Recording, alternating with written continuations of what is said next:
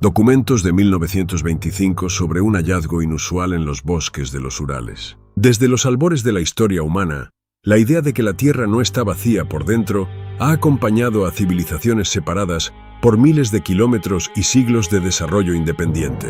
No se trata solo de mitos aislados, sino de un patrón persistente que aparece una y otra vez bajo distintos nombres y formas. Para los pueblos eslavos existían los llamados Divie Ljudi, seres que vivían bajo tierra y evitaban el contacto con los humanos. En la Europa medieval se hablaba de gnomos y kobolds, pequeños habitantes de las minas, tan laboriosos como peligrosos. En la India antigua, los naga eran descritos como entidades subterráneas guardianas de tesoros y conocimientos. En Asia Central y Oriental, se hablaba de espíritus de las profundidades, dueños de túneles y cavernas invisibles para el ojo común. Durante siglos, estas historias fueron relegadas al ámbito del folclore, interpretadas como alegorías del miedo a la oscuridad, la muerte o los peligros del subsuelo. Sin embargo, con el avance de la arqueología, la etnografía y el estudio sistemático de testimonios modernos, la frontera entre mito y realidad comenzó a volverse inquietantemente difusa. Uno de los elementos más perturbadores de estas narraciones es su coherencia interna. Los relatos describen comunidades organizadas, con estructuras sociales claras, oficios definidos y un conocimiento sorprendentemente avanzado de la minería, la metalurgia y la geología. No son criaturas caóticas ni bestiales. Son pueblos, y en muchos casos, pueblos que parecen haber elegido deliberadamente el aislamiento, como si hubieran comprendido antes que nosotros los riesgos de la superficie. A principios del siglo XXI, un caso ocurrido en China obligó incluso a las autoridades a enfrentarse a una historia que no encajaba en ningún informe técnico convencional. El 28 de febrero de 2003, cerca de la ciudad de Qixian, en la provincia de Zhejiang, una mina de extracción mineral sufrió un derrumbe de gran magnitud. 14 trabajadores se encontraban bajo tierra en el momento del colapso.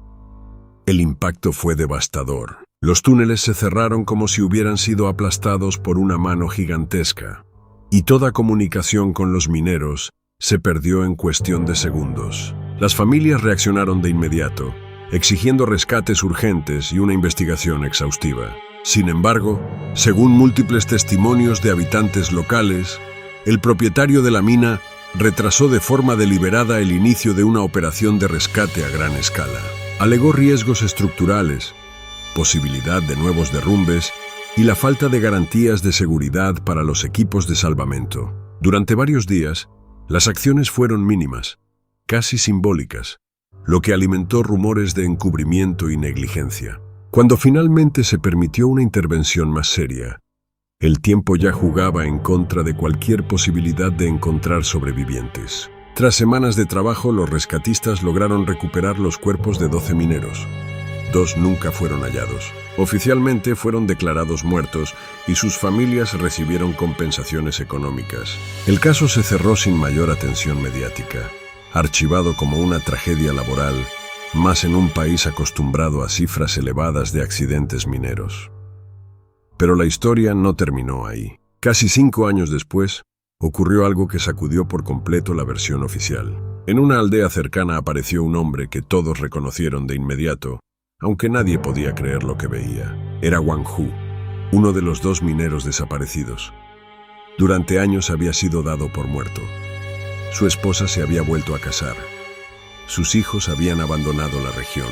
Para muchos, su regreso fue comparable a la aparición de un fantasma. Wang Hu estaba extremadamente delgado, pero no presentaba heridas graves ni secuelas físicas evidentes de un derrumbe. Caminaba por su propio pie, hablaba con claridad y parecía mentalmente estable.